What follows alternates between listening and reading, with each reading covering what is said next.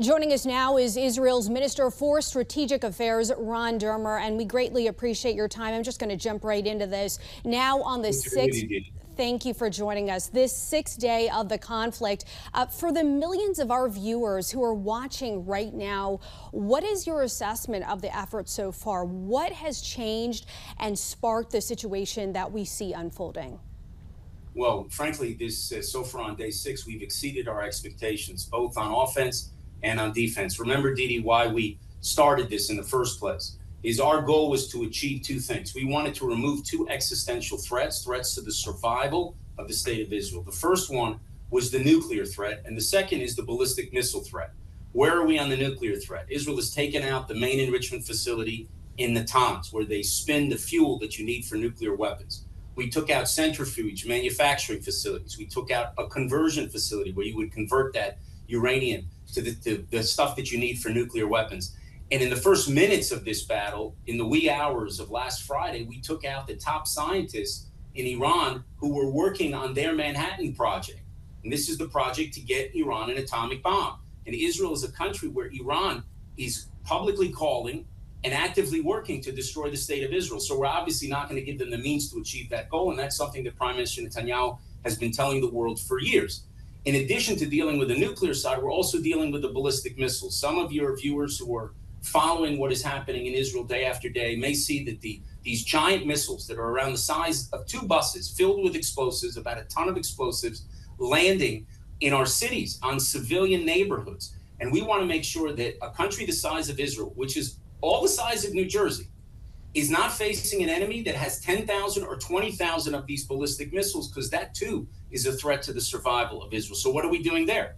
We're going not only after the missiles itself, but the manufacturing sites where they produce these missiles and all the materials, the sites where they gather the materials that go into those missiles. And that not only helps Israel, it also helps defend all of our Arab neighbors who are threatened by Iran and its terrorism and its missiles. And what Iran has been doing for decades with chaos and carnage throughout the Middle East. And ultimately, let's remember one last thing, Didi. Israel for Iran is the little Satan. The great Satan is the United States of America. So in actually going after Iran and degrading those capabilities and dealing with their nuclear materials, dealing with the ballistic missiles, we're not only defending ourselves, we're also helping secure America.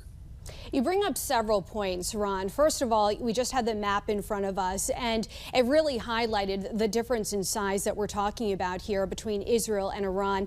You also mentioned existential, and that is so important because we are talking about a battle where the stakes could not be higher on both sides, and that this is an existential battle. We will get to that in just a moment, but I do think it's important just to take a step back. For all of the Americans who are watching this right now, Ron, just speak to us about the profound fear Israelis have been living with before October 7th, after to now. And we also know at this moment, as we are doing this interview, Israeli Americans are being evacuated from the country. So speak to us about the current situation as it relates to the fear that Israelis are experiencing. Well, remember, Iran is a regime, as I said, that openly calls and actively works to destroy Israel. And they have been calling for our destruction and working towards our destruction for decades. They have a plan for the destruction of Israel. And in fact, what happened on October 7th is that Sinwar, the head of Hamas, that's one of the Iranian proxies, he jumped the gun. They wanted to surround Israel with their terror proxies in a ring of fire and use a combination of ballistic missiles and invasions to destroy Israel, because we're a very small country. You made that point. We are the size of New Jersey. Iran is 80 times the size of Israel, if you see it on that map. Their population is 10 times the size of Israel. So you have an Israeli David that is fighting an Iranian Goliath. Now, David had a slingshot and a few stones. Well, guess what we have? We have one of the best air forces, no offense to the American Air Force, in the world, and some of the best intelligence and precision weapons that actually the United States helps supply us. And we are systematically taking on this threat, not just for us. Of course, we're doing it for us because they're calling and working to destroy us, but also for all of our Arab neighbors who are threatened by Iran, and also for the United States. We are the front line of civilization in a very, very dangerous region. And you don't have to put American boots on the ground, because you have in Israel an actual partner and ally that is fighting your fight. And that's why our victory, and it will come, we will be victorious. Our victory, Israel's victory, will be an American victory as well. I'm glad that you brought up the partnership, the decade-long commitment, really, the U.S. has with Israel, the history of cooperation. Walk us through what that means right now. And I'm also curious, I understand that you've been in touch with the administration officials. Any indication of what could come next? Well, first, let's understand what it means for America, what I just said about us taking on this threat. This regime in Tehran, that I don't think represents the Iranian people who hate that regime, and they're probably very pro-American, maybe the second most pro-American population in the Middle East after Israel. But when this regime came to power, you know what? It may have been before you were born. You know the first thing they did was they took over the American embassy and held Americans hostage for 444 days. And then they decided to have their proxy Hezbollah bomb a Marine barracks in Beirut, and they killed 241 Marines. And then they bombed American embassies in Africa. And one of the worst things they did in terms of the cost of human lives and suffering of American troops is they were behind all of these IEDs in Iraq that killed and wounded so many servicemen. Those men and women who were in Walter Reed with limbs that were taken out, that was backed by the Iranians. So again, when we're fighting this enemy, we are not only fighting our own enemy, we're fighting America's enemy. Now about the partnership.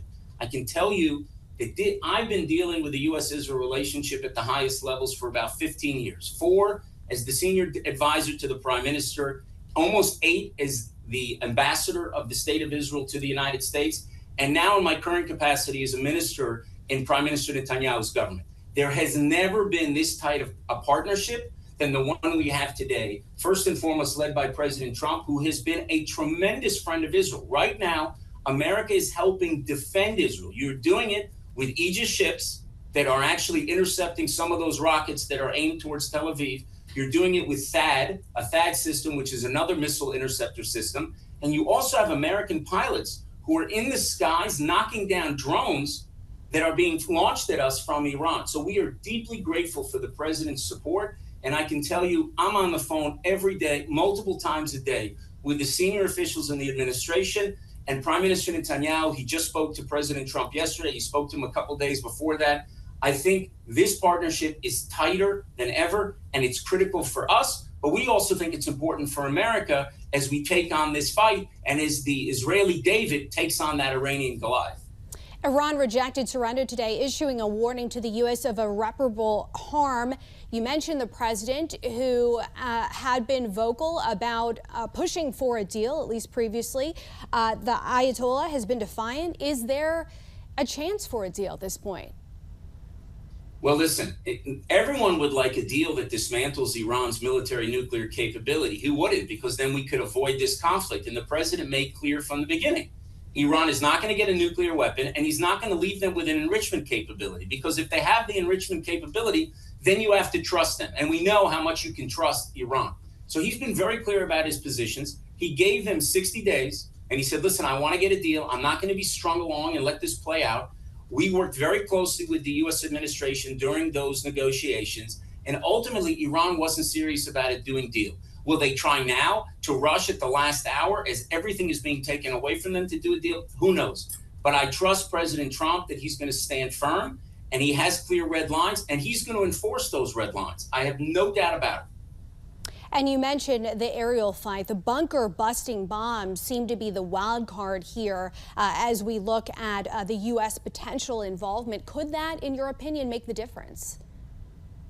Well, listen, that's an American decision, Didi, and I think the President of the United States is going to have to make a decision of what he thinks is in American interest, and I think he's holding his cards close to his vest, and he's leaving all options on the table, and that's exactly what an American president should do. I can tell you right now, the United States has been there with us, shoulder to shoulder on defense, and we're deeply appreciative of that. What President Trump will decide to do moving forward, I don't know. There's been a lot of talk that if the U.S. does intervene, Iran will go after U.S. bases in the region. Does Iran have enough ballistics to go after the U.S. and Israel? Didi, let me ask you a question. If you were the Iran, would you go after the United States? I think that would threaten the very survival of the regime. So I would not suggest that anyone attack American bases and American soldiers. I think President Trump has a pretty good record on that. If you remember a few years ago, the Iranians killed an American contractor.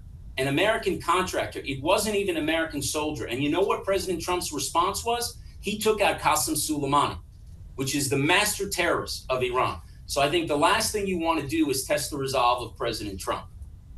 And I would like to look at what is going on in the wider region. Gas prices, as we look here at America, comes to mind.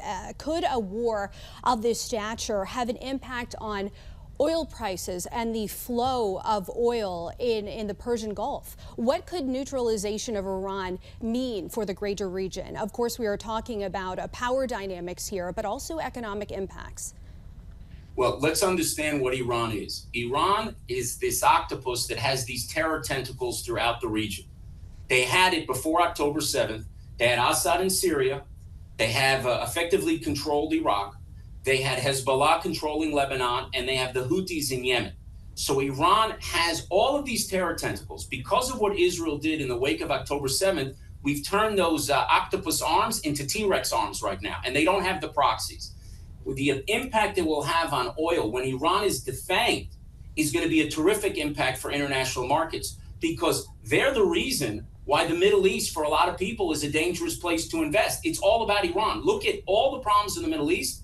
95% of them, they have a return address, and it's Iran. And if Iran is defanged, if its proxies are rolled up, if its ballistic missile program is taken out, and its military nuclear capability is dealt with, I think you're going to have a real surge of prosperity in the region, and something else. You're going to have peace. Remember, in the last year of President Trump's first term, I was ambassador in Washington at the time. I worked closely with the Trump team, with Jared Kushner, and of course, the president leading the effort. We were able to do the Abraham Accords.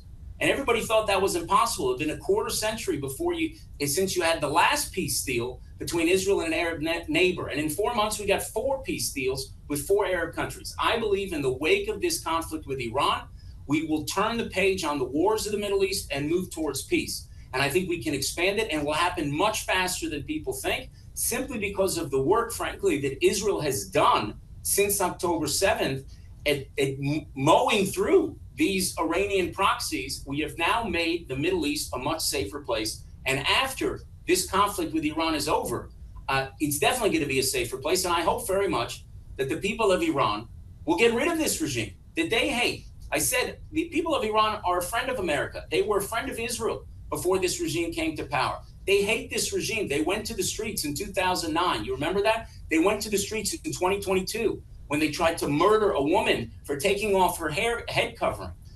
I think the Iranian people are going to be free. I don't know what's going to happen in a week. It's in a month or a year or 3 years or 5 years, but I think it's going to happen, because you cannot oppress people for a half a century and simply think that that's going to last forever. So a lot of people may think this big bad regime in Iran is there forever. Don't bet on it. A rapidly escalating situation that the world is watching closely. We know how busy you are, so we do appreciate you taking some of your time to speak with us. Israel's Minister for Strategic Affairs, Ron Dermer, thank you for joining us tonight on the National News Desk. Thank you.